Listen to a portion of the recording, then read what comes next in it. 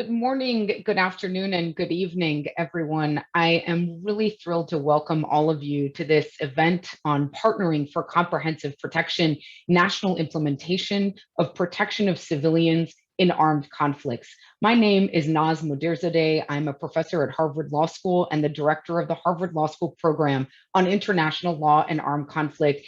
And on behalf of the co-hosts, we are really thrilled to have you all here for this important event. I'm going to briefly walk us through the agenda, go over some housekeeping notes and suggestions for how to interact with this event, and then we will move forward to our esteemed speakers. So let me just begin with a few housekeeping notes. First, please note that we are using live interpretation for this event. If you would like to use the interpretation, please select interpretation, the icon at the bottom of the screen in the Zoom panel, and then select the language you would like, either French or English. You may also select mute original audio to hear only the translator. We kindly ask all participants to speak at a moderate pace for the benefit of the interpreters. I'm going to pause now for a moment while a colleague repeats these instructions in French. Une traduction est disponible pour cet événement. Veuillez choisir Interprétation dans le menu, puis choisir Anglais ou Français. Thank you. Please note also that this event is public and is being recorded. It will be available on CIVIC's website and sent after the event has completed. For the discussion portion of this event, which we're very much looking forward to, you can take two options. One is you can type your question into the chat box. Please make sure to include your name and affiliation, or you can indicate in the chat if you would prefer to take the floor and ask the question yourself with video. So again, please indicate if you would prefer for me to read your question or if you would prefer to present the question yourself. The messages posted in the chat will be visible only to the hosts. Please note that we will be live tweeting this event on social media and encourage you to do the same. At this point, I would be delighted to introduce our first speaker, Her Excellency, Ms. Pascale Berisware, the Ambassador and Permanent Representative of Switzerland to the United Nations, to present opening remarks. Ambassador Berisware. Thank you very much, Naz. Excellence, Mesdames, Messieurs, très chers collègues, j'ai l'honneur et l'immense plaisir de vous accueillir à ce panel de haut niveau. I'm very happy to welcome you in this panel of protection of civilians in armed conflict. I think this shows how important the subject is. As you know, the issue is particularly important for my country, Switzerland, to improve the application and respect of international humanitarian law is one of our top priorities. Today, we have reasons to be pleased with some successes in this area, but unfortunately, we have more reasons to look back at the many shortcomings. Yesterday's open debate on the Security Council, organized by the Norwegian presidency, which I want to congratulate and thank for this. But it is possible and necessary to do more. Today's interactive discussion is therefore a new milestone in identifying solutions to ensure effective protection of civilians. In this effort, we can count on our long-standing partners, OCHA, ICRC, the Office of the High Commissioner for Human Rights, CIVIC, and the Harvard Law School, to whom I am deeply grateful for their commitment. Together, we want to highlight the importance of a national implementation of international humanitarian law and good practice in this area. The permanent representatives of Cote d'Ivoire and Uruguay, dear colleagues, Leo and Carlos, whom I thank for sharing their experience, and they will come talk to you. Before I turn the floor to our distinguished panelists, I want to say three things I hope will be helpful utile à notre in discussion. our discussion. First of all, the ratification of relevant international instruments for the protection of civilians is an important first step. Recently, Switzerland ratified the amendment to the Rome Statute regarding weapons. Switzerland is also working on the ratification of the amendment on starvation, used as a method of warfare against civilians. Switzerland strongly encourages other states members of the ICC to do the same. Then, the protection of civilians requires the implementation of relevant treaties in national laws. Switzerland adopted various laws to implement its obligation in humanitarian field. For example, it recently included a humanitarian exemption in its criminal law standard regarding participation or support of terrorism. Finally, the voluntary reports on implementation of IHL at the national level help to promote dialogue between states on challenges and best practices. The good practices described in these reports are a source of inspiration for other states. Sharing about challenges is thus a first step toward developing common solutions. This is why we encourage other states to publish such reports. My country, which developed as early as 2007 a policy for the protection of civilians, adopted its voluntary report in 2020. Ladies and gentlemen, dear colleagues, I'm now eager to hear from you about the challenges you have faced in implementing international humanitarian law, the opportunities for improvement, and finally, the good practices that enable us to protect civilians. I look forward to a fruitful discussion and thank you for your kind attention. Thank you. Back to you, Nav. Thank you so much, Ambassador, for that warm welcome and those really critical opening remarks. As you suggested, we are delighted to be joined by two additional ambassadors who will be speaking to us particularly regarding member state examples of the national implementation of protection of civilian policies and mechanisms, and I'm really thrilled to welcome them. Let me begin with His Excellency, Mr. Kaku Hwaja Leon Adom, Ambassador and Permanent Representative of Cote d'Ivoire to the United Nations. Ambassador, you have the floor. Ambassador, I believe you may be muted still. If I could ask you to just unmute. Yeah, it's okay. Yeah. Excellent.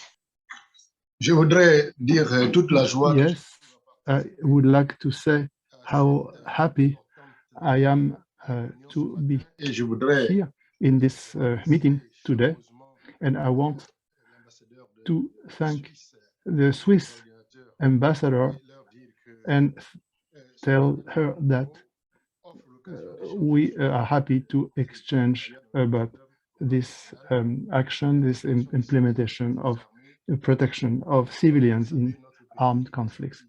As you know, in our country, we have had in conflicts which had negative effect on its development. And I want to congratulate Pascal for the quality of her intervention. And I would like also to note that we all agree that the violation of humanitarian law in case of armed conflict affect our collective consciousness. And this sad reality forces our government, our states, to show how urgent it is to act individually and collectively to promote the rule of law and respect of international humanitarian law. We have to protect the victims of war, especially civilians. We are committed to the respect of international humanitarian law, and Cote d'Ivoire is committed to the respect of all the legal instruments, international, in this subject, especially the 4 Geneva Conventions of 1949 and their additional protocols. My country continues its efforts for the promotion of international humanitarian law through the implementation of the Treaty on Trade of Weapons and to adopt measures of fight against violence, sexual violence in armed conflict. With the support of the ICRC, Cote d'Ivoire has reactivated its National Interministerial Commission, which was created in 1996. This commission is in charge of implementing international humanitarian law and had specific tasks to ensure the respect of humanitarian international law and its implementation, study and prepare laws, and implementing regulation in a field where national laws need to be completed or modified and submitted to the government, and encourage the promotion, dissemination, and teaching of humanitarian law. In addition, my country created in 2012 the National Commission of Human Rights, which in 2018 became the National Council of Human Rights. And it plays a major role for control and support for the action of the state concerning promotion, protection, and of human rights. Besides, within the context of the promotion of international humanitarian law, the government started to take new measures, signature and implementation of action plan to protect, educate, and train children who are children of members of the armed forces or armed group. Also raising awareness and training of the police and the army through training programs for human rights, and support for the training in the field of human rights for parliamentarians, magistrates, and people in charge of drafting laws. This result helped Cote d'Ivoire because in 2007, it was withdrawn from the list of countries included in the annex of the report of the Secretary General on children in armed conflict. And I'm happy to say that we are the first country to be withdrawn from this list. To conclude, I would like to reassert that the protection of civilians must remain at the heart of our preoccupations. Thanks to our cooperation with the UN and the development partner and the support also of the ICRC, Cote d'Ivoire has really taken its place in favor of IHL. My country is also ready to work with all the stakeholders in order to promote the respect of fundamental values of life and human dignity, especially during conflict army. Thank you very much. Thank you so much, Ambassador, for those comments. And I'm thrilled now to introduce His Excellency, Mr. Carlos Amorin, the Ambassador and Permanent Representative of Uruguay to the United Nations. Ambassador, you have the floor. Thank you very much. First of all, I would like to thank to my distinguished and dear colleagues from Switzerland and Cote d'Ivoire, and also wish to greet our co-host, the UN Office for the Coordination of Humanitarian Affairs, the International Committee for the Red Cross, and the Center for the Civilian in Conflict. In general terms, I must underline the total agreement for the initiative and our support to the activities and measures that ensure the protection of civilians in armed conflicts, which are in tools by the UN and the institution that co-host this event. Particularly in the case of our national policy, it would be impossible to start this remark without stressing that Uruguay, as a political advocate, as a troop and policy contributor country, is strongly committed to the agenda of protecting civilians in armed conflicts and recognizes its inextricable link with the agendas of women, peace and security, and the protection of children in armed conflicts, which are part of its foreign policy priorities. In this regard, Uruguay was one of the founding signatories of the Kigali Principles on the protection of civilians and one of the member states that originally endorsed the Vancouver Principles, and is currently working in addressing the intersection of this principle with the women, peace and security. For Uruguay, the training of its personnel on the protection of civilians is a fundamental pillar on its participation in peacekeeping mission, and it's carried out by the National School of Peacekeeping Operation in OPU, unified under the United Nations standards. The training of policy, military, and civilians could participate in different function and position of operation, mainly in three fundamental aspects: child protection in armed conflicts, protection of civilians, and the Women, Peace and Security agenda. The UNCOP course, UN Contingency Officer course, is one teach of the NOP, and what it tries to teach are the special planning activities for POC operation. This course lasts 4 weeks, and one of them is assigned to POC. This module has the following instruction component: a specific POC operation, planning consideration, 2, children, peace and security, and 3, engagement platoon, which is the most recent component gathering activities targeting POC. All officers and non-commissioned officers are deployed once they have passed this course, which is a mandatory requirement. In terms of child protection, recently the Minister for National Defense of Uruguay, in agreement with UNICEF, launched the National Child Protection Policy, which mandates the National School of Peacekeeping Operation to provide training in this regard. We also recently signed a memorandum of understanding with the dIvoire Institute, where the National School is established as a center of excellence for training in the prevention of the use and recruitment of child soldiers in the region.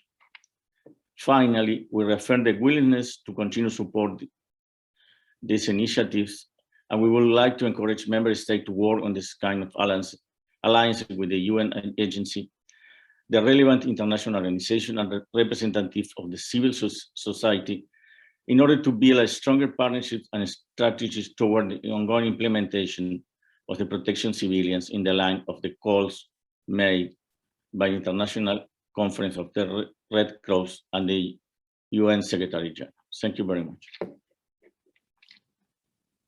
Thank you so much, Ambassador, and thank you, Excellencies, for your opening remarks and for situating this conversation so that we can now move to our expert panelists and then, of course, to the discussion, as we mentioned earlier. So for this part of the discussion, I will be moving to our series of panelists. I'll present to them an initial question and then a follow-up question. I'll ask them to each speak for a few minutes, and then we will again open up the floor for questions from other participants. With that, I am delighted to move to our first panelist, Mr. Ramesh Rajasingham, the Acting Assistant Secretary General for Humanitarian Affairs and Deputy Emergency Relief Coordinator at the United Nations Office for the Coordination of Humanitarian Affairs, OCHA. If I could begin with an initial question, could you tell us what are some good national policies and practices that states should have in place to protect civilians in armed conflict? Thank you very much, Naz, and good morning, good afternoon, Excellencies and colleagues. I'm really happy to be here to speak on a subject that is of the highest priority to all of us. And Naz, thank you also for this question. Indeed, today's focus on national efforts to protect civilians in armed conflicts is an important opportunity to highlight measures that all states should implement.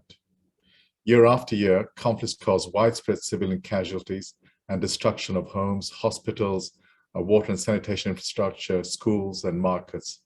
We see this, for example, in Burkina Faso, Cameroon, the Central African Republic, Libya, Somalia, Syria, Ukraine, Gaza, Afghanistan, Yemen, and elsewhere. So as you can see, the list grows. Parties to armed conflicts are bound by international humanitarian law, IHL, which is designed to limit the effects of hostilities by restricting the weapons and tactics to which the parties can resort. But in today's conflicts, parties are not taking sufficient measure to spare civilians and the infrastructure they rely on. First, states should become party to relevant IHL treaties. IHL rules must be incorporated into domestic legislation, military manuals, very importantly, and forces training. In parallel, states should also adopt policies and practices to mitigate civilian harm at the strategic, operational, and tactical levels. Non-governmental organizations, NGOs, have been critical in pushing for this. In 2017, for example, Afghanistan adopted a national policy on civilian casualties, which is said to have reduced harm to civilians during military operations. The International Security Assistance Force, ISAF, set up a robust civilian casualty tracking mechanism in Afghanistan that demonstrated the importance of such mechanisms for understanding harm and informing corrective actions. Nigeria and Ukraine have also been working on national measures to mitigate civilian harm. The US Department of State is required by law to report annually on civilian casualties and on steps taken to mitigate and investigate allegations of harm. It is also developing a comprehensive policy addressing civilian casualties resulting from US military operations. The New Zealand Defence Force recently enacted a new procedure to respond to reports of civilian harm resulting from military operations. And the Joint Force, the Group of Five for the Sahel, has a compliance framework to prevent civilian harm in military operations. This framework includes precautionary measures, after-action review of incidents leading to civilian casualties, and monitoring and accountability mechanisms. Finally, states should use their influence to ensure respect for IHL and the protection of civilians. They should do this with partner forces and allies, and this includes making respect for IHL a condition for arms exports, training forces, and influencing their choice of tactics and weapons. As my Secretary General has recommended in his annual reports, member states should develop national policy frameworks that build upon these good practices and establish clear institutional authorities and responsibilities for the protection of civilians. I should emphasize that the Security Council continues to play an instrumental role in strengthening the protection of civilians. The Council should continue to urge all parties to conflict to comply with IHL and address protection concerns in a systematic, comprehensive, and consistent approach. As the Secretary General noted yesterday, the Council should also acknowledge the challenges of urban warfare, including the use of explosive weapons, and call for specific protective measures. Thank you very much. Thank you so much, Ramesh. If I could ask a quick follow-up, you mentioned at the end of your remarks that the Security Council should acknowledge the challenges of urban warfare, including the use of explosive weapons.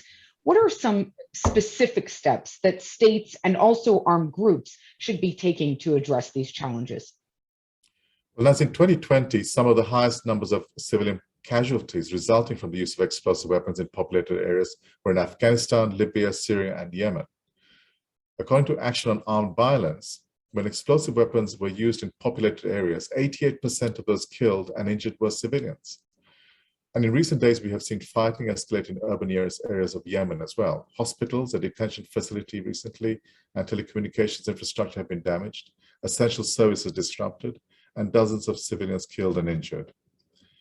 And the use of explosive weapons in populated areas can disrupt every resource and system in the country, from homes to transportation networks, water and sanitation systems, electricity and power grids, telecommunication systems, hospitals, and other facilities. This impacts everyone's access to basic services. We also know that contamination from explosive remnants of war impedes the return of displaced persons and the recovery of communities. And today we are seeing a record number of displaced persons. We can see that in urban areas, the use of explosive weapons, particularly those with wide area effects, exposes civilians to high risk of indiscriminate effects. The facts on the ground continue to underline the need for parties to avoid the use of explosive weapons with wide area effects in populated areas, as recommended by the Secretary General. Tactical directives developed by ISAF in Afghanistan and the indirect fire policy of the African Union's missions to Somalia demonstrate that armed forces can strengthen the protection of civilians by limiting the use of explosive weapons in certain circumstances, and this without compromising mission effectiveness. In 2017, OCHA published a helpful compilation of military policy and practice in this regard. So it is critical, in direct response to the question, that states take part in the process led by Ireland to develop a political declaration in which they commit to avoiding the use of explosive weapons with wide area effects in populated areas. In addition, some armed groups have also adapted good practice to reduce the impact of explosive weapons on civilians. These include advanced warning, tactical alternatives to explosive weapons, and observers to ensure the accurate targeting military objectives. So we have good examples, but they should be far more widespread globally. Thank you very much, Naz. Thank you so much for those comments, Ramesh, and we'll come back to you again once we open up for questions from the floor. Let me move now to Ms. Ilse Brekke, Assistant Secretary General for Human Rights at the United Nations Office of the High Commissioner for Human Rights, OCHA. Ilse, thank you so much for joining us. And if I may, I'll begin with a first question. Effective member state engagement can be instrumental in enhancing protection and ensuring robust compliance frameworks that cover protection of civilians, international humanitarian law, and human rights. Can you outline the approaches and tools that OCHA employs both in its direct engagement with member states as well as its contribution to broader UN efforts in this regard? Thank you very much, Naz, and thank you to the organizers for this opportunity to be here. I wanted to start out with just bringing attention to a point that is already in the concept note, which is that we are, of course, at a moment that is particularly opportune to make sure that we also look at UN collaboration and coherent action on this. And I mention in particular the Secretary General's call to action for human rights that was launched 2 years ago, but last year also reconfirmed really this essential need to focus on the field, to focus on implementation on the field, but really to see what all parts of the UN bring together in a coherent way. And of course, in this regard, protection of civilians is key to that. Part of the call to action agenda is the agenda for protection, which also brings to the table a common understanding of the various aspects of protection that we're working on together. OCHA, of course, has been working for years on the issues as well, very much the complementarity of international humanitarian law and international human rights law. And we have both in mission and non-mission settings, we have activities. A very important one, a very fundamental one, is the monitoring and reporting, but monitoring very closely for objective information, reliable information on what is actually going on, casualty recording, identification of mitigation measures as well. Those are really core aspects of the protection mandate that OCHA is engaging on in the field. So whether it's peace operations that are mandated by the Security Council or really part of the High Commissioner's mandate as in terms of the presence of OCHA in standalone field presences, those are really that basic premise from which we gather and we inform really the engagement with member states, which is the core of your question. That's both for the protection frameworks, but also strategies to be developed.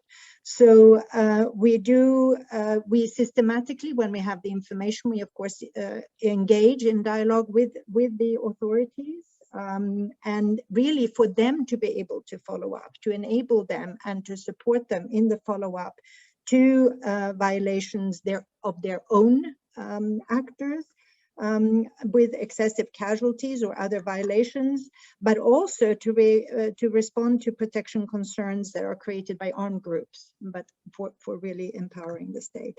We do have, again, human rights and humanitarian law that really apply in a mutually reinforcing way, we find, in situations of armed conflict, so that our officers, the OCHA officers and the presences there in these situations are trained and actually employ both the humanitarian framework and human rights framework when gathering the information and doing the monitoring. This is a very important part for that mutually reinforcing framework that we're all working on, and I think the ambassadors also mentioned initially in the training part of it.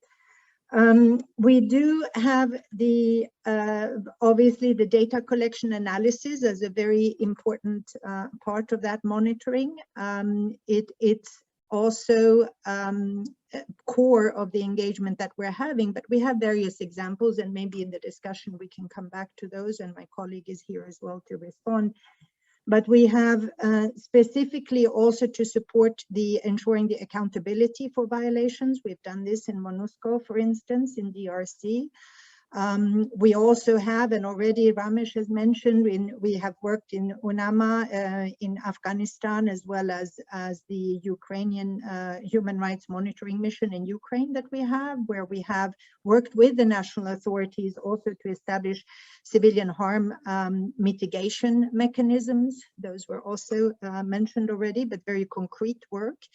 And then also supporting really from us and with others to work on operational application as well of various measures, really looking to the good national practices that you were also mentioning already, and looking for. This we've had, for instance, in South Sudan with UNMISS troops. We have also worked on protection through early warning and conflict prevention measures, which is another interesting and very important aspect of the work that is being done in really preventing, not just responding to the protection needs. But I'm coming soon to an end, because I know I only have a couple of minutes, but I really wanted to stress the human rights due diligence policy. This is an overall UN policy. It is binding for it really should be implemented across the board. We know that there's still challenges in making this effective in all circumstances.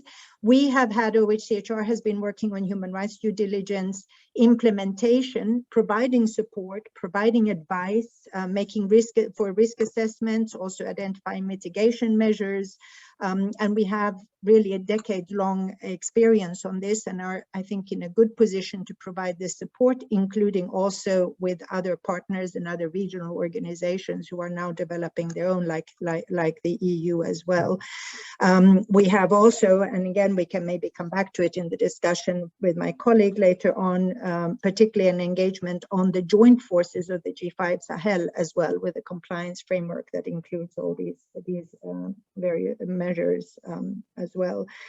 And finally, I wanted just to mention that we headquarters as well, both Geneva and New York. I'm in New York, and our colleagues and the High Commissioner, of course, and her whole big office in Geneva are there also with strategic and technical engagements and advice, really both with troop contributing countries, by the way, which is an important part of this, but member states in general, so that we really engage on the political engagement and support of training as well, which was again mentioned as a key aspect of doing this, and also development and dissemination of best practices indeed. So I will stop there for now. Excellent, thanks. That's a really rich answer. And you've mentioned a great deal about kind of engagement and direct engagement with member states and approaches within OHCHR. Could you elaborate a bit on the role of partnerships and how you use these partnerships to amplify implementation efforts? Yes, thank you. I really think, and as it is emphasized in this event, partnerships really are key, and this is something that we all should take on board and continue working on. We do think, first of all, it's also in line with the UN broader strategy, also partnerships, the UN-AU partnership, for instance. This is certainly something that we take on board in our work directly, as well as the EU partnership with the UN, and I mentioned already in the relation to the compliance frameworks that we're employing, for instance. This is very much something that we're working on directly, both in enhancing the compliance capabilities, really, and the approaches overall, to make sure that there's coherence in those approaches in the protection frameworks and in monitoring them and implementing them. Within the UN, we are, of course, working very gladly and happily with OCHA and others for the integration of all of these practices and approaches, and information sharing, and making sure that that information, really the joint analysis part of it that goes into it, in being able to respond as well, and other partners within the UN also. But I wanted specifically to mention that we have, of course, it's invaluable in the field when we work. There's also, as we know, a division of roles, maybe a public and private quiet engagement. So very importantly, our coordination with, for instance, ICRC in various settings, even though we indeed may have a different role and approach, and very important that that should remain coherent and consistent. And also we have other technical partners like CIVIC, who is present here. I'm very glad we are working with them, emphasizing the importance of civil society organizations. It was already mentioned, but without them, we cannot work. They're really critical to the protection of civilians in various ways, both in the information as well as implementation and working with the national authorities to promote this. And in addition, the national human rights institutions also. That is again something where there's support institutionally for the both to build the institutions, but also for the capacity to engage on this is absolutely essential, and empowering both them as independent institutions and certainly civil society. So this is something that we are doing. We can serve as a platform for this, and we're engaging very much in strengthening their capacity as the local actors, of course, with the local ownership, talking about national implementation. Thank you. Wonderful. Thank you so much. I'm delighted to now give the floor to our next panelist, Ms. Sahar Mohammed Ali, who is the Director of the Middle East and South Asia Program at the Center for Civilians in Conflict, CIVIC. And Sahar, if I could present to you a first question, based on your extensive research and experience in supporting national action on protection of civilians, what recommendations do you have for member states and supporting partners for improving national action and accountability on IHL and protection of civilians? And what strategies should guide building national political will for such initiatives? What might civil society participation in national level implementation look like in practice? Let me give the floor to you, Sahar. Thank you, Naz, and it's a pleasure to be on this panel with my fellow co-panelists. And thank you so much to the government of Switzerland for its leadership in promoting an implementation of IHL. And it was very heartening to hear the comments from Uruguay and from Cote d'Ivoire on their commitments. And I think, some of the things that both Ramesh and Ilse said is, we wholeheartedly support. We work very closely with OCHA and Office for High Commission for Human Rights on some of the technical implementation on good practices on civilian harm mitigation. But I want to go back to a little bit from a broader lens, is that, in today's battlefield, as we know, most of the challenges we're seeing is the lack of adherence to IHL and the way these rules are being interpreted. But also it's how these rules are being interpreted in this very complex conflict environment where, yesterday we heard, what the devastating harm to civilians is in urban war. And it's something that I spend a lot of time working on because, urban war is now and the future given the growing urbanization. We know most of the conflicts are non-international armed conflicts, but there are also threats of large-scale combat operations between very powerful nations and peers. There's asymmetric warfare, the fact that armed actors are intermingling with civilians, proxy war, the fact that partnered operations are taking place where responsibility is diluted. And as discussed yesterday, and as Ramesh also mentioned, the means and methods of warfare, the use of these heavy weapons, these unguided munitions in densely populated areas has huge effects on civilians and critical infrastructure. But also emerging technologies and the development of and the use of artificial intelligence or potentially cyber and how they can be weaponized and how to ensure that they are adhering to the principles of distinction, proportionality, and precautions. So within this growing, the dynamics of conflict, how is IHL being applied and adhered to, looking at the operational environment, and the constant learning is essential. And therefore you need to look at all sources of law, policy, practice, but even norms, cultural norms, religious norms to promote the universality of protecting civilians and to deter violations. And I think, as was said by Ilse, which it is a multi-stakeholder approach to protection.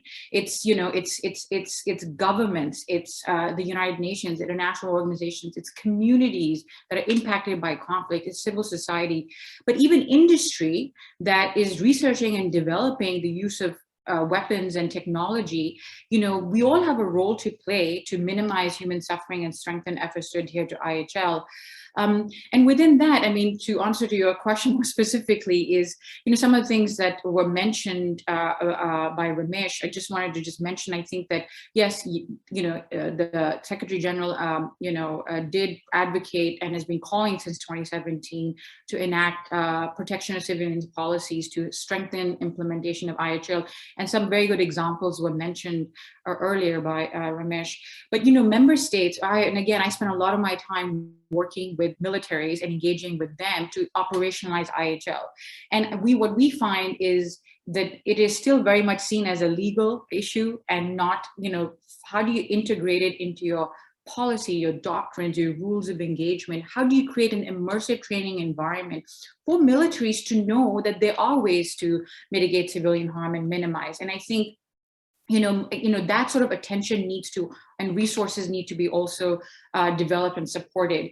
It's also very critical, and again, this is some of the work that we have seen, is how to get this local ownership of IHL. And in some countries and some militaries, but even non-state armed groups, look at it as a very Western thing, approach. That is, oh, IHL is Western. But what are the local norms, cultural norms? What is the religious norms that have the same principles of IHL in distinction and protecting civilians and humanitarian access and you know, removal of dead body and things like that? There are things that you can find in local norms and culture and religion that can help bring that local ownership of these principles to deter violations, but also to minimize and avoid civilian harm and protect civilians. And I think tapping into that we find is very critical. And then, as I think, as was mentioned, you know, identifying and sharing good practices. You know, law is, I mean, the legal framework is there, but given we have to adapt to the operational environment, it is so important that militaries or armed actors or communities that are identifying them, that they're sharing them. And your civil society obviously has a role to play in pushing their governments to enact and implement, but also share these good practices. And I think I just want to mention how important it is to engage with communities. And Ilse, thank you for mentioning the issue of prevention, because we don't spend enough time looking from the lens of prevention. And especially military that are operating in their own countries, they have a responsibility to protect their citizens from the effects of attack, right? What are the measures they can take to defend the population? And you know, and I think, Ilse, you mentioned early warnings. We've seen if it's utilized properly, it can be very effective and builds this trust between the civilian and the military, these civ-mil dialogues to say, okay, how can we do better to address your protection concerns and threats?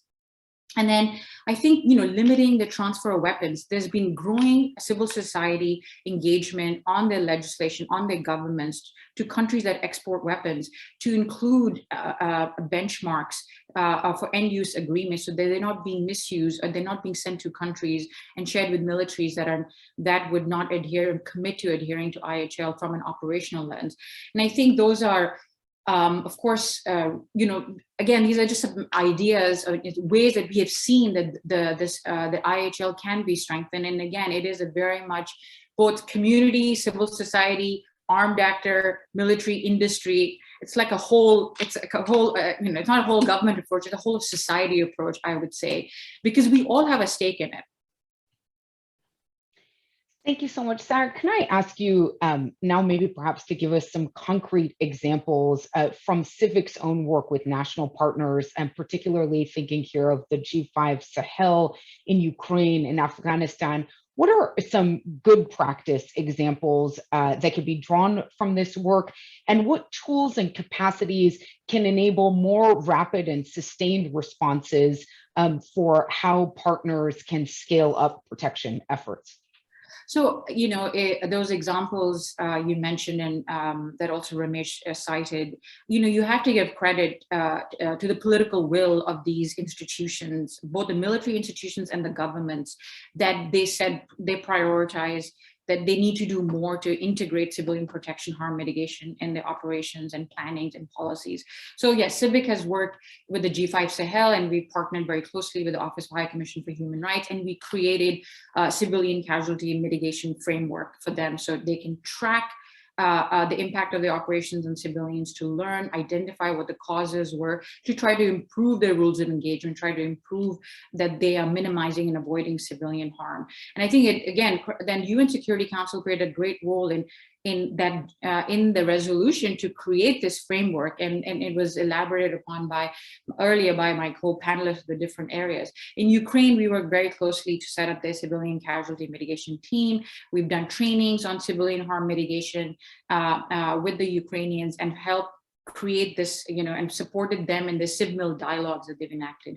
We worked very closely with other partners and Afghan government, the previous Afghan government, to enact the 2017 civilian casualty mitigation policy. And I was in Afghanistan earlier last year, and we were working with them as far as late as in June of 2021, where they were updating their policies on how to assess civilian harm. So again, those examples where political will was needed. You have to prioritize it. You need to allocate resources for implementation. You can't just say it on paper that this is what we're going to do. But I also want to highlight a couple of other examples that are not sort of known. In Iraq, we have been, Iraq has signed the Safe School Declaration. And so we work with communities in Kirkuk, for example, we facilitate dialogue with the local security actors who were using schools during the operations against ISIS. So now these communities put pressure on the local operation and security forces to hand those facilities back. We've been working with communities to raise awareness through radio programs and where security forces are engaging with communities about their protection concerns. Again, just raising awareness that this is an entire, all of us are involved and we need to come up with solutions. In Nigeria, we have used cultural and Islamic law principles to engage with pro-government militias, sort of pro-government forces, I should say, that, again, they're not integrated in the formal Nigerian armed forces, but they are pro-government and they're supporting the government's fight against Boko Haram. But so we have used Islamic law principles to get them to think about protection. And I think these are sort of examples which, again, there's so many more, we don't have time, but that we've seen that at work because we've used different approaches with the community, with civil society, and different sources of influence to restrain and improve behavior. And I just want to say, end of the day, and states are responsible, right, for the good faith interpretation of the rules of conduct of hostilities, and they have to dedicate resources to implement. And I was very heartened to hear yesterday the open debate about all these states recognizing the devastating harm to civilians during urban warfare, and echoing the recommendations that many of us have been advocating with militaries on ways to mitigate civilian harm in urban operations.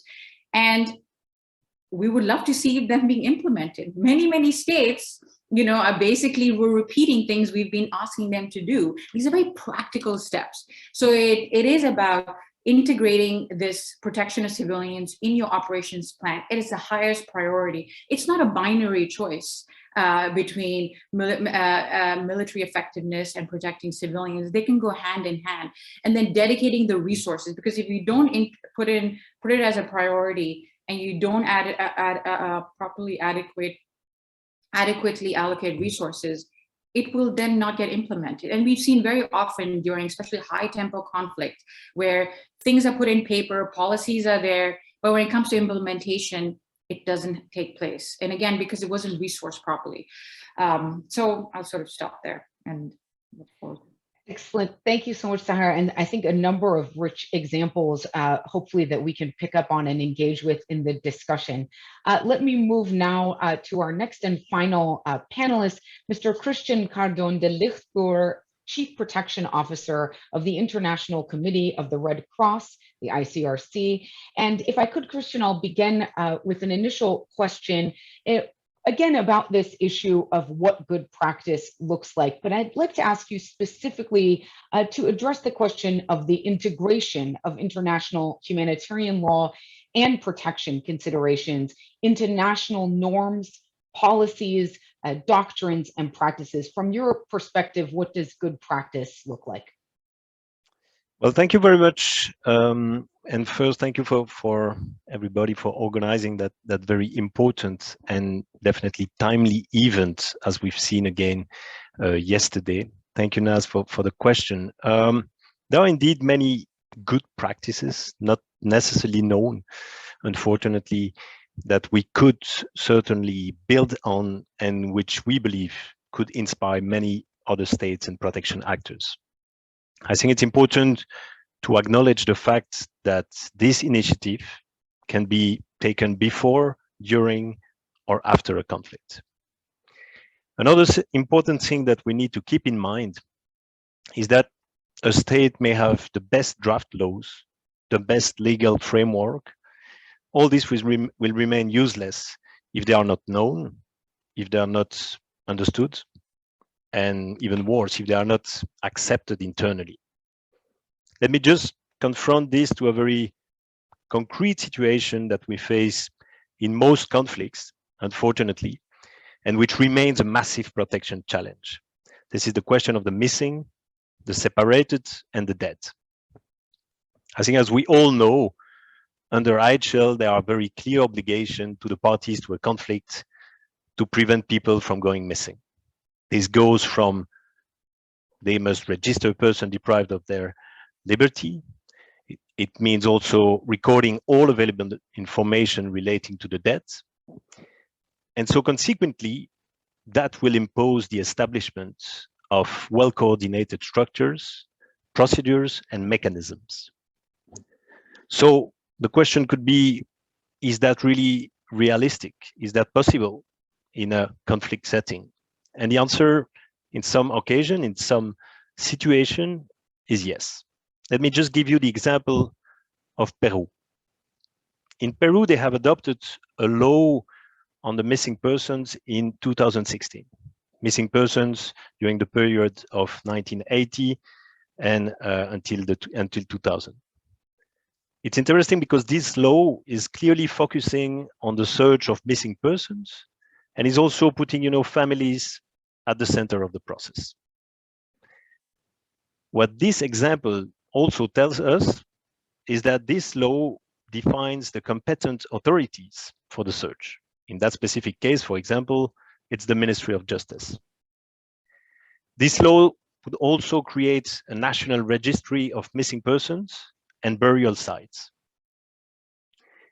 So again, I believe that what this very concrete example is telling us is that the legal reform is never the final step, and the implementation measures should be put in place to bring about real, pragmatic, systematic change, as some of the colleagues have said before. In other words, these measures should touch upon a variety of systems, structures, institutions, both formal and informal, that exist within a society. Now there's a question of what can we do when the conflict started. One could see that as probably too late. Another could see that as a very good opportunity to actually refer to very concrete situations, concrete issues. There are actually three very first actions that we would take as ICRC when a conflict starts. The first one, a basic one, is to remind everyone, and the parties in particular, what's the legal framework applicable. A second action would be to support and sensitize the authorities on what's related to detention and dead body management, as concrete as that. And the last one, document allegation of IHL violation and protection concerns, if possible, in real time, making sure that we can have a discussion with the parties to the conflict on allegation of IHL violations is absolutely key, because we'll also prevent further violation. So we believe that these are concrete examples and action that obviously contribute also as to a better implementation and at the end a better respect of civilian population in armed conflict. Really helpful, thank you. And just a quick follow-up, what have been the lessons learned by the ICRC on engagement with authorities, in particular armed forces, on national integration and implementation of IHL? I realize that's a very big question. It is, but and obviously there are many conditions, many preconditions for a good integration and implementation. Let me just list what we see as probably the most important one. Political will and courage. Sounds obvious, but that's the starting point. We clearly need a commitment at the highest level, both within the army or within civilian authorities.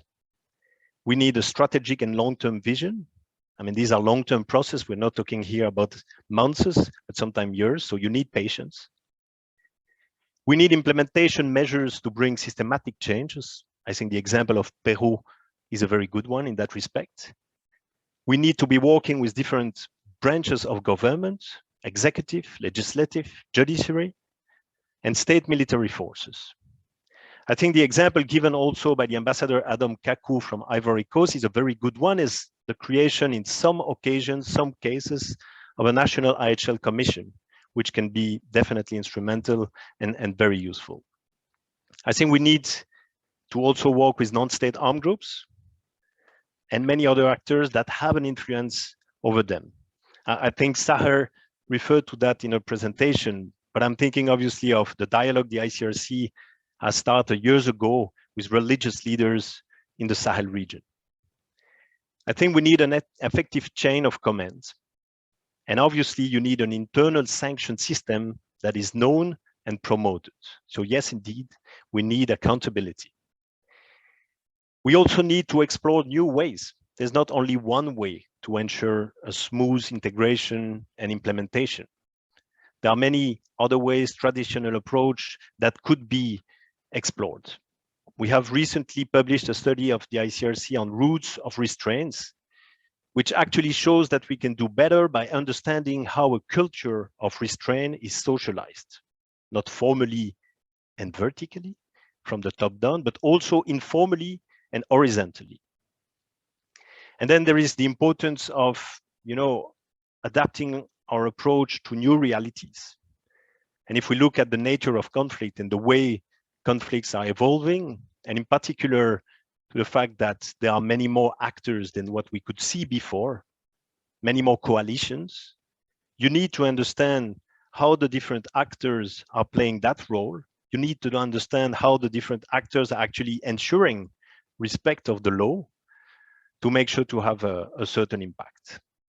Also believe, and colleagues touch upon that too, but a very important one, that we should avoid as much as possible the theoretical lecturing, rather trying to make sure that, we can have a pragmatic approach. We can make sure that when you address certain audiences, you have someone that has a similar background. This is what we try to do in ICRC, not in all occasions, but we try to have, when addressing military commanders, to have someone who is a former himself military commander who has a similar experience in a similar sensitive situation. And finally, last but not least, I think we should be much more present and relevant in the digital dimension. That was not mentioned before, but I believe it's a key one. Virtual space, sensitizing the future generations, and develop also high professional drills for exposed armed actors. We should move basically from theory to practical issues. Finally, and Naz, if you allow me just a few final remarks as a conclusion, while obviously acknowledging all the efforts that have been deployed over the years and that were listed by colleagues before, one should also be very honest with, unfortunately, the assessment, the very bleak assessment of the environment we have today, where civilians, unfortunately, seem less and less protected and less spared. In other words, I believe that we should all be able to challenge the approach that we have had in recent years. Let's make sure that we are critical about how we react about that. Let us explore, as I said before, new avenues which could possibly have more substantial impact. We need to be much more ambitious. And by the way, we need means for that. This has a cost. We need means. As we all know, the stakes are very high. Thank you very much. Thank you so much. I think unusual for these kinds of events, we have heard such a rich array of concrete examples and real solutions that have been tested and tried in a number of armed conflicts. So with that, I am absolutely delighted to open up the floor for questions and answers from the audience. I will note that we have a rather huge participation in this event, and our goal really is to have as many people as possible able to engage. So I'll just very briefly cover a few housekeeping notes. First, please just a reminder that participants should type their questions into the chat box, identifying themselves and their affiliation, and address their question to the panelists. Second, please note if you would like to take the floor yourself to ask your question, or whether you would like to have me read the question on your behalf. And if you would like me to read the question anonymously, please also note that. And please, we would request that you keep your comments or questions strictly to 2 minutes, at which point I will issue a very gentle but firm alert that you are reaching that time limit, just so we can make sure to incorporate as many colleagues as possible. Panelists, I will be coming back to you with questions as we receive them. And I'm going to move now to our first comment from the floor. I'm delighted to give the floor to Ambassador Kvalheim from Norway, Deputy Permanent Representative of Norway. Ambassador, welcome, and the floor is yours. Thank you so much, Professor Modisade. Very much appreciate this participating in this event, and thank you all for organizing it. It's very timely. As you know, protection of civilians is at the core of Norway's priorities, particularly during our membership in the UN Security Council, and this month as presidency of the Council. We have taken the opportunity to shed light on obligations of parties to conflict, to protect the civilians affected by it, and actions to strengthen implementation. As yesterday's council event, our Prime Minister called for several steps to be taken by the Council, by member states and by parties to conflict, to strengthen the protection of civilians in urban settings. This included effective protection of civilians and civilian objects as a strategic priority in the planning and conduct of military operations in urban areas. This is to prevent severe, cumulative, and protracted harm to civilians caused by armed conflict in such areas, wherever possible. Member states must develop, implement, and maintain policy and operational procedures that take this into account. In Norway, our Ministry of Defense is developing a virtual reality tool that will allow military officers to experience armed conflict from a civilian's point of view. Second, all parties to armed conflict must comply fully with international humanitarian law and accountability for violations. Third, the use of weapons designed for the open battlefield, including heavy explosive weapons, should be minimized in urban areas.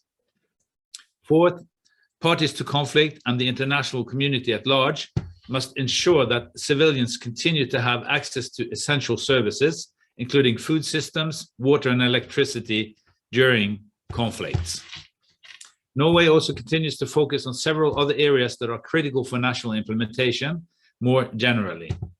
One is partnerships between states, practitioners, humanitarian and other civil society organizations, which are also crucial for normative development and implementation of international humanitarian law.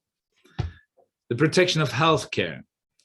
An excellent example of building community action in the field is how the ICRC has systematically addressed the attacks on healthcare through the Healthcare in Danger initiative.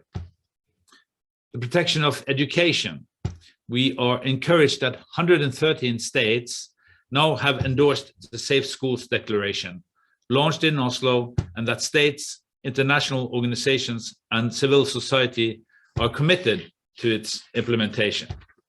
Finally, as a follow-up, last fall the Council unanimously adopted the first ever Council resolution on the protection of education in armed conflict to ensure the continuity of access to education, a process we led with Niger. We call for its full implementation. Again, thank you so much for organizing this, and thank you for giving me the floor. Over to you. Thank you so much, Ambassador. Let me move now to Ambassador Joanna Skoczek of Poland, of the Poland mission to the United Nations. Ambassador, you have the floor. Welcome. Thank you very much, Professor Modezader. Thank you very much, Switzerland and UN OCHA, ICRC, for organizing this important event. And before I will go to to some concrete examples of the actions taken by Polish government in the context of the implementation of humanitarian law, let me start by maybe a question to be also considered through further discussions. And that is also connected with our priorities, and it's how better integrate perspective of people in vulnerable situations, especially women, children, or persons with disabilities, into the implementation of the international humanitarian law.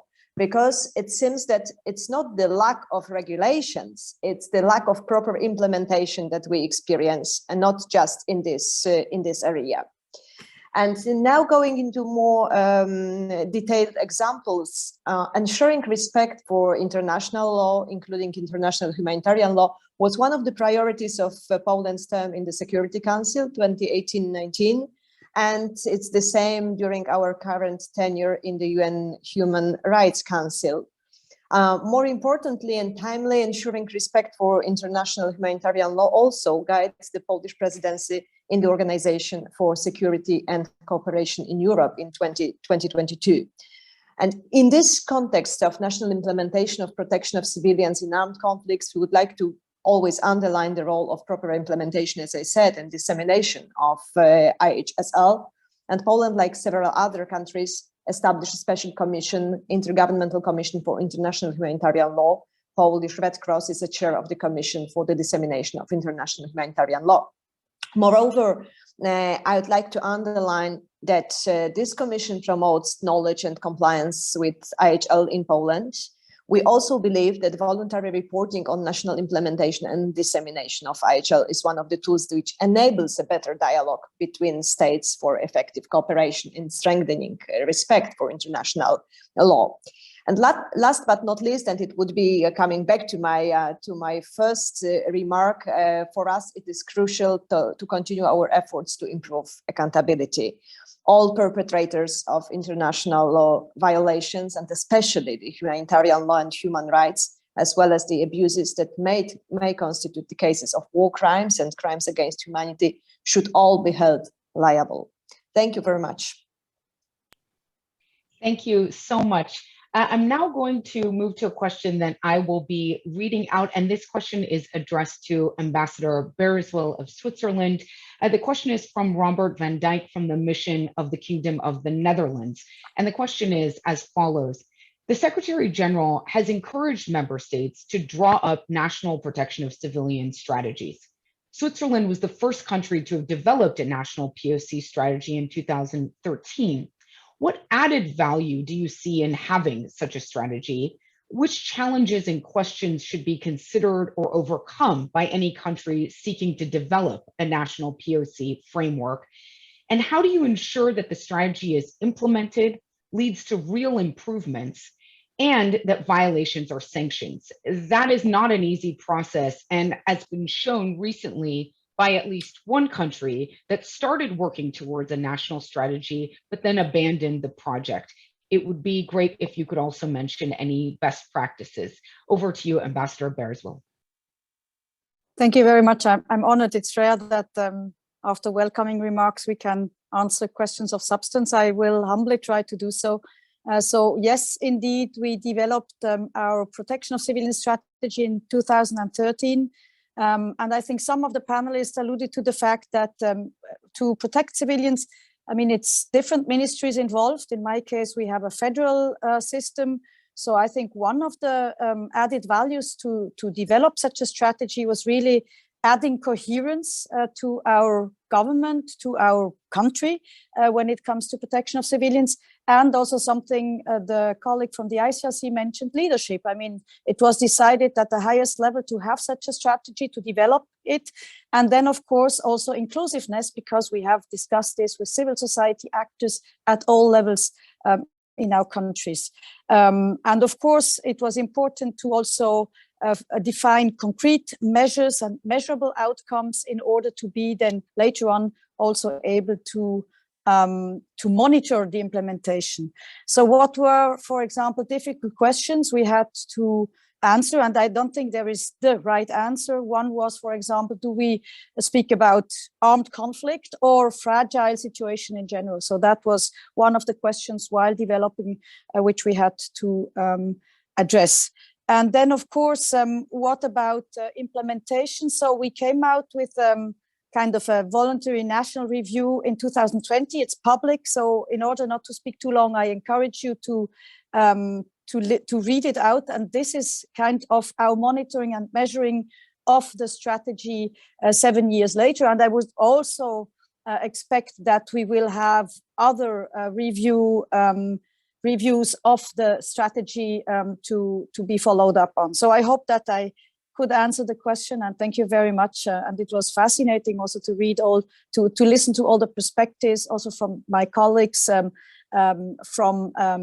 from Uruguay and also from Cote d'Ivoire, and to see also the different aspects we have been covered. Thank you. Thank you so much, Ambassador. Christian, if you don't mind, could I also come to you with that question? So I think for the ICRC in particular, it would be interesting to reflect on Robert's question about sort of how do states think about the risks that may attend to developing a national implementation strategy, as well as the risks of publicizing that. Could I ask you just to briefly comment on that? Yes, I mean, sure. this is something we... Oh. Please go ahead.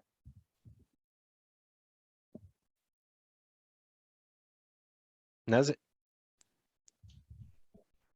Sorry, Ambassador Bearsville, did you want to come back in?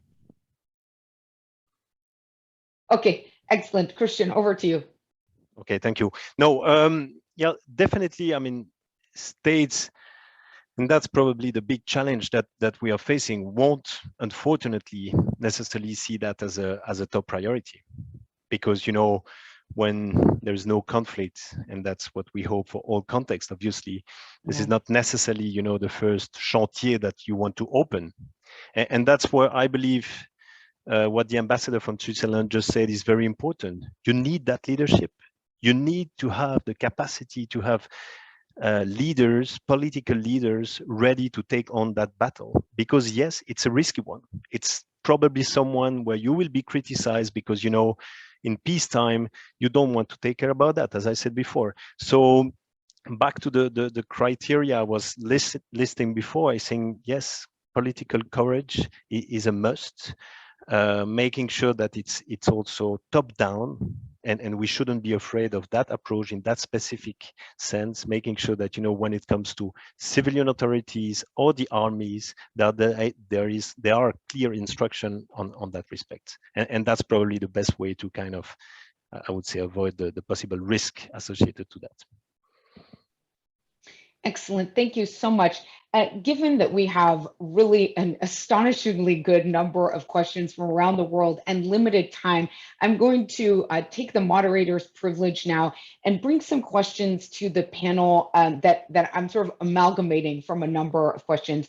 A question that we are receiving really, I think, from all over the world is about compliance and about the question of what does it mean to translate all of these excellent initiatives and commitments and obligations into reality. And particularly a number of the questions I think have asked the panelists, how do you ensure that there is meaningful compliance as opposed to mere words on paper? Ramesh, if I could come to you maybe first with this question, and then I will go to Sahar.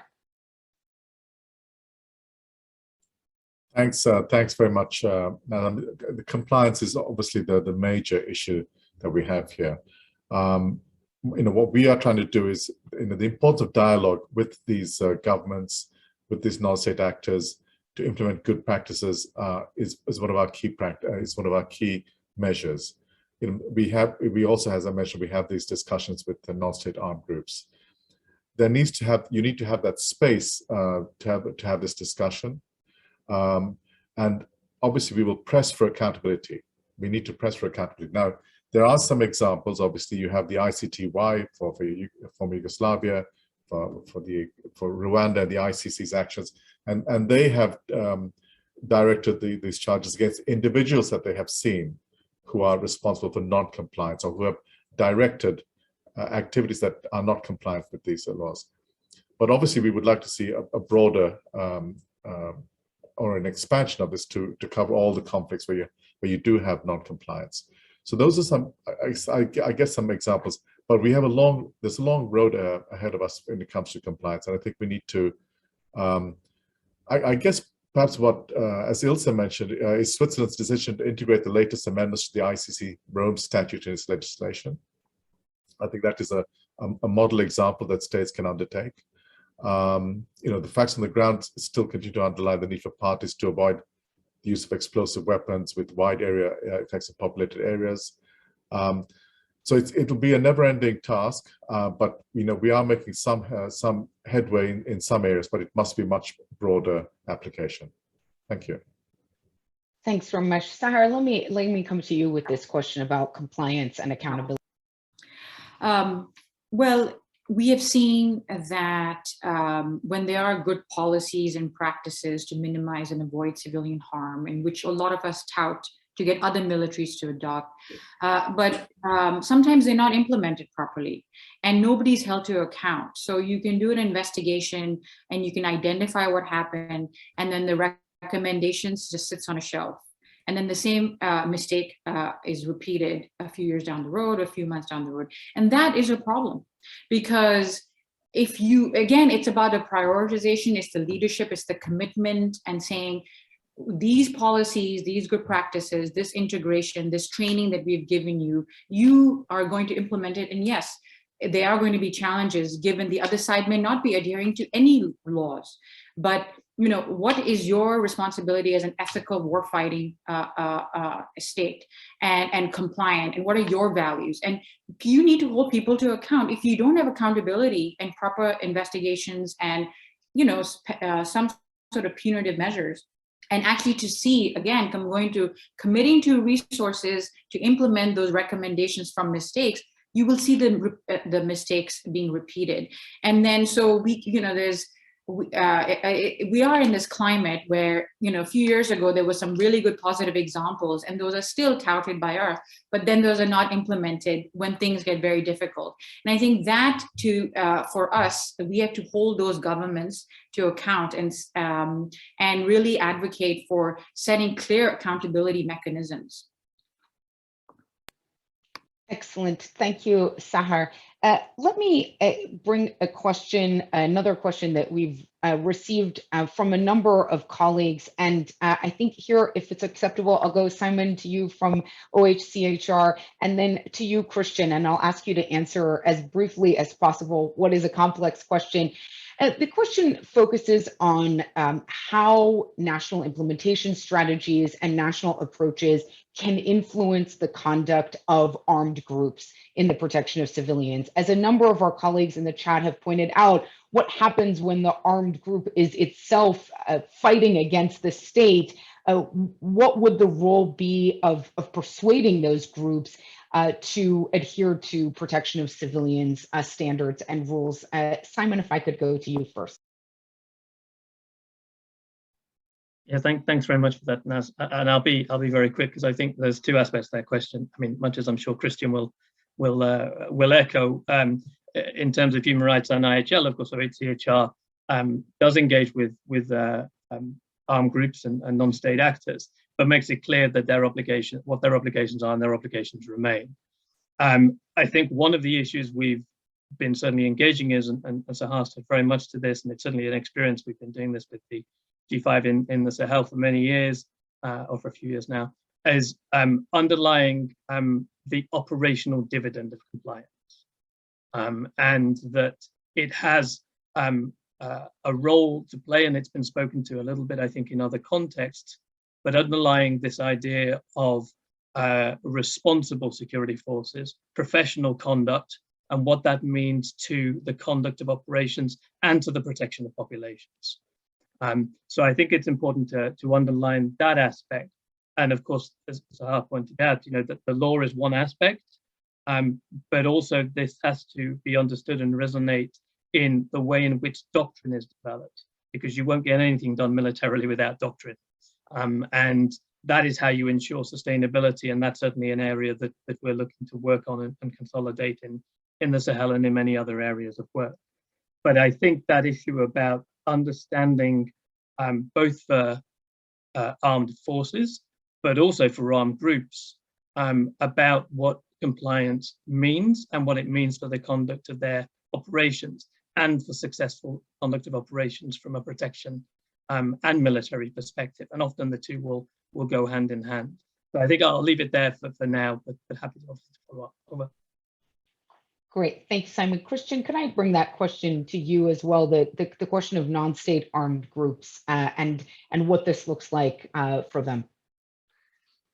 Well, as I mentioned in the introduction, I believe that, yes, and that's the reason why ICRC, we talk to each and every actors active on the battlefield. And obviously non-state armed groups, as we know, are more and more important in today's conflict. So the first thing is to get access and to have the opportunity to start a dialogue. But what's very clear, and the experience we have, is that this has to be grounded into very concrete examples. Again, there, as mentioned before, you need to translate what may be or may look very complicated into very pragmatic issues, what this means for them, trying also to understand the difficulties and constraints that they would be facing. I also wanted to add an element which I believe also gives element of answer to the question, is how you can also involve the communities in trying to make sure that we understand what they are going through, and so that these can be also conveyed to the non-state armed groups, which I think is very important, because obviously the response does not only comes from the legal text, but also from what we can get from engaging with communities will be absolutely key. Over to you, Naz. Thank you so much. Excellent. So let me now present a question, and I'll come to you, Sahar, first on this, and then Ramesh, if you'd like to also comment on this, I think that would be great from OCHA's perspective.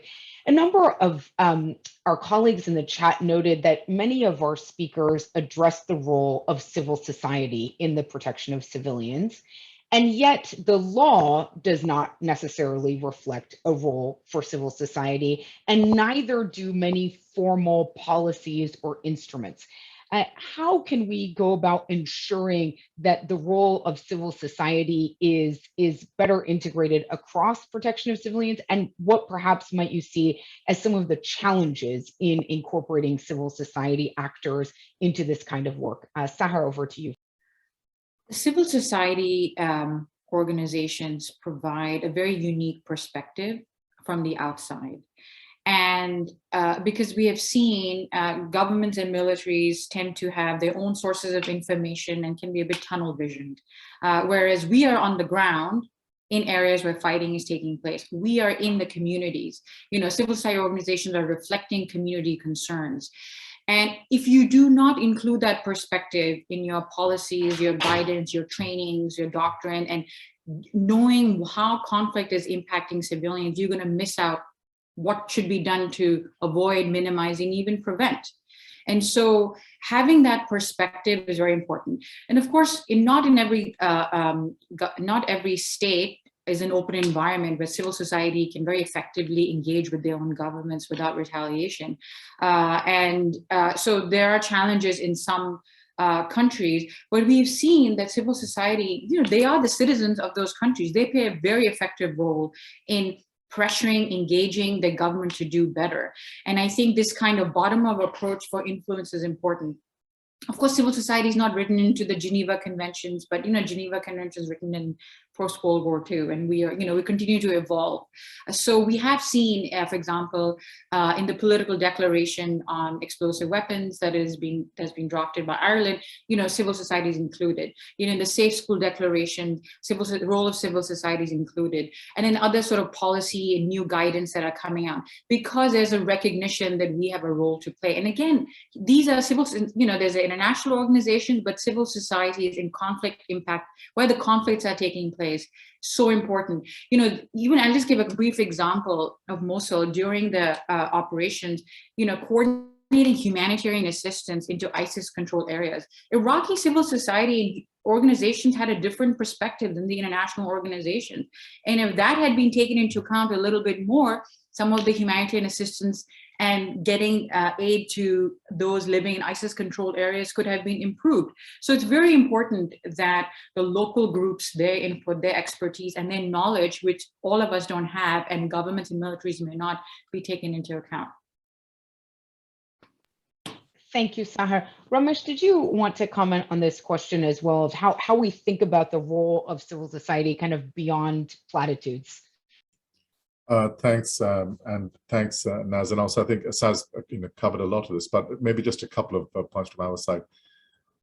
Civil society has been hugely influential when it comes to measures adopted or legal measures adopted by some member states. An example is, for example, Interaction, the US consortium of NGOs. They were associated in the drafting of legislation in the US, for example.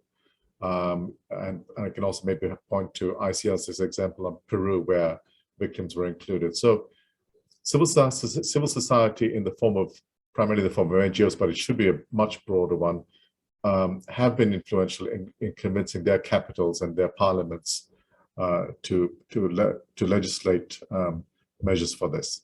And we would, in all our consultations and discussions with member states, we've always mentioned that any national policy framework should not only include the military and their legal expertise, but also all key parts of the government and civil society, including NGOs. So I think it's something that really have to press for, because I think that really does sustain this whole issue of compliance and accountability as well. Thank you very much. Thank you so much, Ramesh. I wanted to now take this opportunity to provide a few closing remarks, and also to thank those who have joined us, Excellencies, Ambassadors Bereswell, Amorin, and Adom, as well as those who joined us from the floor. Of course, our esteemed panelists, thank you so much. And really, I think many of us have participated in online events, perhaps more than we would have wished during this difficult period. But I think one of the blessings of this type of event is the level of participation that we can have. Thank you so much to our participants for the rich and thoughtful questions. I would certainly recommend that panelists take a look at those questions that we were not able to get to, certainly to spur additional reflection. I'll just briefly say a few words. It's impossible to draw on a discussion that has been this far-ranging in any means of providing a summary, but a few reflections on what I heard here in our discussion today. First, I heard from all of the speakers that we had that there is a real need to think about this issue practically and critically. I think, as we have heard, the time for thinking about protection of civilians in context, in particular spaces where civilians are under threat, and in countries where civilians are despairing in the absence of rules that seem to be protecting them at all in armed conflict. It is a time for all of us to think about what these questions look like as actual matters of implementation. Second, I'm hearing that political will is crucial, that for all member states, there is a real call in 2022 and beyond to find the leadership required to identify the political coalitions that may be relevant for elevating the protection of civilians within their own national context. And third, it strikes me that one of the ways in which the conversation we've had today is enriching for those who think about international humanitarian law or who think about the enforcement of international law at all, is that it is here at this moment of national implementation and national elaboration of how to implement the rules that we really see the law moving into politics and really opening up a space for member states to amplify and enhance their commitments to international legal concepts and principles relevant to the protection of civilians. Finally, I heard from a number of our speakers, as well as from the chat, that it is crucial that we recognize what is yet to be done.